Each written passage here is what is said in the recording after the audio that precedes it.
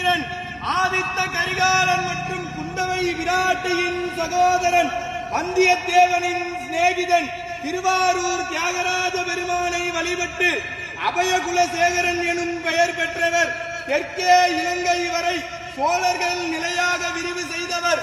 தெய்வீகமான சொல்லாற்றும் நீதிமானாக இருந்து அருள்மொழிவர்மன் சேர சோழ பாண்டிய நிலைகளை ஆட்சி செய்த மும்முடி சோழன், கலைஞர் கோட்டையை வென்ற கலைஞர சோழன், கோயில்களை கட்டிய திருக்கோயில் சோழன், மக்கள் நலன் நியாயம் காட்டிய மண்மணி சோழன், தஞ்சையை ஆண்ட தஞ்சை வல்லவன், சிவபக்தியில் சிறந்த சிவபாத சேகரன், திருமுறை கண்ட சோழன், மகா கலைஞன், மாநகர் அரசன், கடல் வீரன், சோழ வம்சத்தின் மிகச்சிறந்த ஆளுமை கொண்ட தெய்வீக அரசன், நம் பெரும்பாட்டன் பேரரசன் ராஜராஜ சோழன் வருகிறார் வருகிறார் வருகிறார்.